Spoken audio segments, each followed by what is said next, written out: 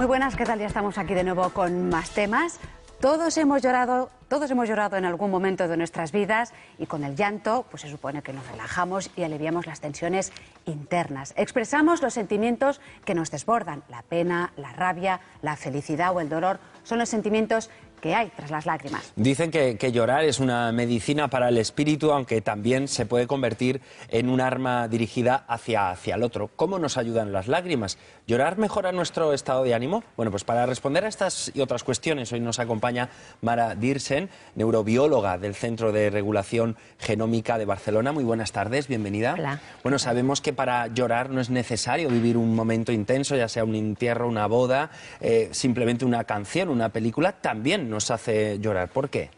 La verdad es que las lágrimas, el llorar, es un mecanismo fisiológico que no te creas que está tan claro cuál es su función real, ¿no? Lo que sabemos es que expresan emociones, evidentemente, también inducen emociones en el otro. El ver a una persona llorar a ti también te induce un determinado estado de ánimo, tristeza, además. Y aparte de eso tienen esa función que habéis comentado un poco, o sea, propuesto que tienen, luego podemos discutirlo, sí. Pero esa función un poco de liberar tensiones, de reducir el estrés. ¿Mejora entonces nuestro estado de ánimo, ese efecto liberación?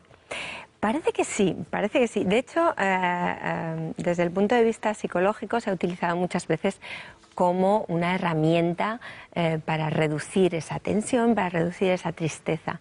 Y todos hemos tenido la experiencia, ¿no? Lo que te alivia, lo bien que sienta llorar de vez en cuando, ¿no? Pero, de hecho, esto se basa en una serie de estudios que se hicieron en los que se comparaban el contenido químico de las lágrimas que estaban inducidas por una emoción negativa o que estaban inducidas, pues en el estudio se utilizaba cebolla. Es decir, lágrimas no emocionales versus lágrimas emocionales. Y lo que se veía era que, de hecho, en las lágrimas emocionales, en las que tenían relación con un estado emocional, había muchas sustancias que tienen que ver con el estrés, por ejemplo. Prolactina, otras sustancias químicas que tienen que ver con emociones negativas, como la serotonina. Y esto es un poco lo que permitía, ¿no? Proponer la hipótesis de que, claro, si retenías esas lágrimas, de alguna forma impedías que se produjera una reducción de los niveles de esas hormonas que te estaban produciendo la emoción negativa. Ese equilibrio interno, ¿no? Por decirlo Sería algo así. De esta manera. Buscando explicaciones a tipos de llanto también, la alegría, la emoción, ¿no? Una alegría muy grande puede provocar también llanto. Eso es el cómo de la contradicción, ¿no? También. Sí, parece, ¿verdad? Pero en cambio hay muchísimos tipos de emociones que inducen el llanto, ¿no? Y seguramente la característica más común entre ellas es lo intensa que es la emoción. Emociones muy intensas es mucho más fácil que en una situación de no tristeza te hagan llorar que, bueno, pues una alegría, digamos, más controlada o menos importante, ¿no? Es decir, de alguna forma, la intensidad de la emoción es lo que más se relaciona con la expresión del llanto, ¿no? Del llanto emocional. Hemos visto, por ejemplo, a deportistas, ¿no? Se nos ocurre en el caso de los hombres, ¿no? Que quizás es más difícil verles llorar. Pues hemos visto cómo deportistas se les escapaba una lágrima pues al anunciar su derrota o su retirada, perdón, o una derrota o una victoria, que eso también es muy característico, ¿no? Me acuerdo también del partido contra Nadal en la Copa Davis, del Potro. Ahí lo estamos viendo. Sí. ¿Verdad? Que estaba bueno, que casi desconsolado, ¿no? También alguna otra imagen bastante más reciente, que es la ministra italiana de Trabajo, Elsa Fornero, que también rompió a llorar porque era para llorar, se suponía que anunciaba recortes y no pudo evitar las lágrimas. Alfredo Pérez Rubalcaba, también junto con otros socialistas destacados, no pudieron reprimir las lágrimas. También todas esas lágrimas, todos esos acontecimientos, no importa que sean en público, crean una empatía. Hay muchos estudios sobre esto. Evidentemente ahí hay un elemento sociocultural muy importante, ¿eh? En culturas menos avanzadas, el expresar las emociones mediante el llanto, mediante gestos, es decir, de una forma más gestual, es algo que está perfectamente asumido y a nadie le parece mal. A medida que vamos avanzando, digamos, en el nivel cultural, sí que se tiende a verbalizar más las emociones y se ha tendido a relacionar ese llanto con debilidad, con inseguridad, de forma que mostrar esa debilidad en público pues no estaba bien visto, sobre todo en el caso de los varones, por eso es más difícil.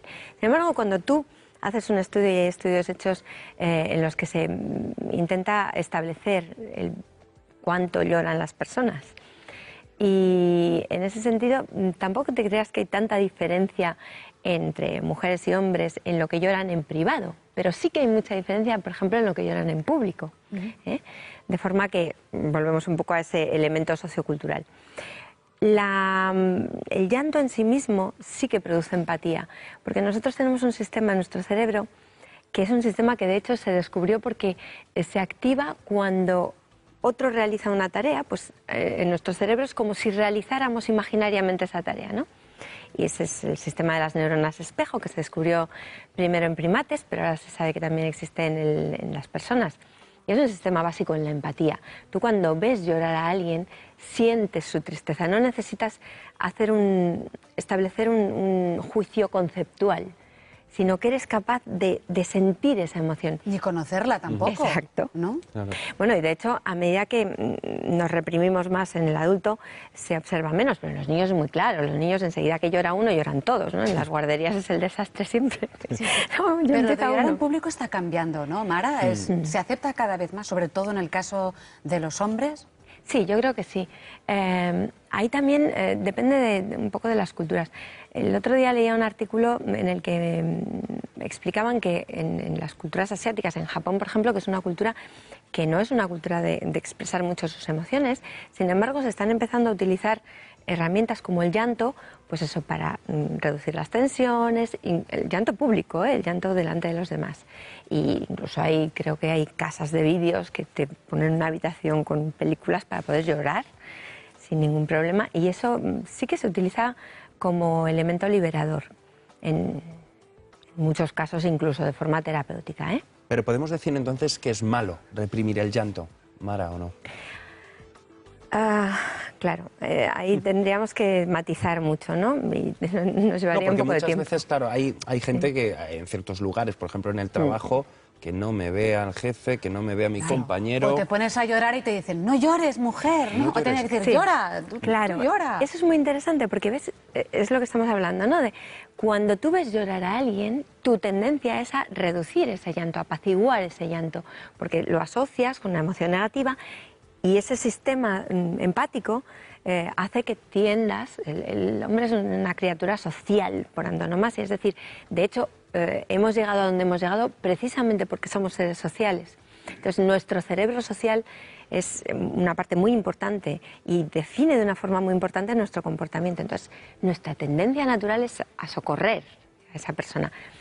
Pero también puede incitar emociones negativas el llanto.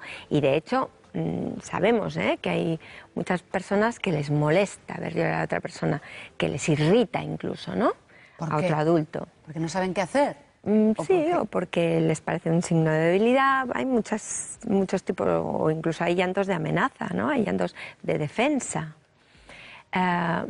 Entonces, depende un poco de qué tipo de llanto hablemos, pero sí que es verdad que, por ejemplo, en un entorno de trabajo, en un entorno laboral, está peor visto, porque estás mostrando o una debilidad o lo puedes utilizar como elemento de manipulación, etcétera.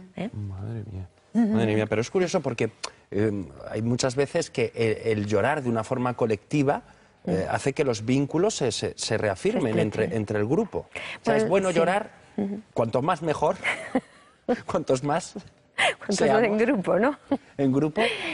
Esto es un poco lo que hablábamos antes, ¿no? La empatía, cuando además afecta a varias personas, es incluso mayor, ¿no? Y sí que es verdad, el llanto se contagia.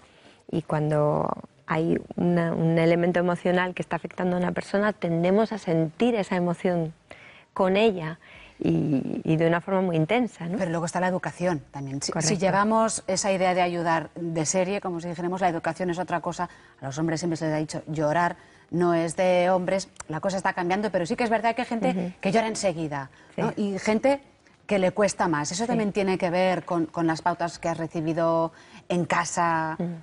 Claro, a ver, ahí hay muchísimos factores. Lo llorón, que es uno, depende de muchas cosas. Depende, como muy bien has dicho, ¿no?, de elementos educacionales, socioculturales, pero también depende de otras cosas. Depende, por ejemplo, incluso del estado hormonal. Sabemos que las mujeres lloran más en el periodo alrededor de la menstruación porque son más sensibles. Hay un cambio en el umbral emocional. Pero también hay una variabilidad individual, ¿no? Cada uno tiene entonces sí su se puede umbral. hablar de un componente biológico, ¿no? Hay investigadores alemanes que afirman que las mujeres lloran 4 veces más que los hombres, por lo menos como tú decías, en casa. Exacto. Vamos a ver. Aquí hay varias cosas. Aquí tendríamos que matizar también. Sí que es verdad que al menos públicamente las mujeres se las ve llorar más que a los hombres, sobre todo en determinadas culturas. Pero también es verdad que hay otros elementos, lo que decimos, elementos hormonales que hacen que durante algunos días del mes estés más sensible y llores más, por lo tanto te van a ver más, claramente. Pero hay otros elementos también, por ejemplo, patológicos. La depresión afecta mucho más a las mujeres que a los varones. Y durante la depresión también sabemos que las investigaciones demuestran que se llora más. Uno es más propenso al llanto. De forma que si unes todos los factores y si solo valorases el estadio basal, es decir, si no tuvieses en cuenta ni ese elemento hormonal ni ese posible elemento patológico, seguramente no habría tanta diferencia. De hecho, entre los bebés, por ejemplo, lloran lo mismo los varones que las mujeres. Y es cuando llegan a la madurez hormonal o sexual cuando se establecen esas diferencias. Eso te diremos preguntar, Mar. Precisamente las lágrimas son la primera expresión, lo primero que hace un ser humano cuando llega al mundo es ponerse a llorar, ¿no? ¿Y si no te hacen llorar? Y si no te dan un cachete y vamos, te lo ponen rápido, te oxigenan rápido. Esa reacción, ¿qué produce en el cerebro de la madre? También vamos, va junto, ¿no? Claro, y de forma mucho más intensa, porque ahí hay se ha de establecer una relación de apego. De hecho, por ejemplo, las madres depresivas son menos capaces de responder al llanto de sus bebés, curiosamente. Pero durante ese periodo es muy importante, la señal del llanto es muy importante para la comunicación que se establece entre la madre y el bebé. Y durante muchos años se ha pensado que solo tenía una función de satisfacer necesidades, y eso no es cierto. De hecho, seguramente va mucho más allá que eso, porque cuando el bebé ya puede hablar y ya no necesita el llanto, sigue llorando. Cuando ya no necesita el llanto para satisfacer esas necesidades, sigue llorando y el adulto llora. O sea que va más allá de satisfacer las necesidades. De hecho, cuando se hace un estudio de ese sonido que produce el llanto, lo que se ve es que no es tan diferente o que tiene ciertos paralelismos con la voz materna y con la lengua materna. Todos esos decibelios de lloro. Sí, bueno, hay diferentes grados de llanto también, igual que en el adulto, ¿no? Se puede llorar de una forma más controlada o se puede llorar de una forma más expresiva. Pues Mara Dirsen, muchísimas gracias por hacernos entender un poquito más el significado del llanto y de las lágrimas, que seguirán siendo y estando presentes en cada uno de nosotros en cualquiera de nuestros momentos cotidianos. Pues gracias a vosotros. Ha sido un placer. Bueno, nosotros lo dejamos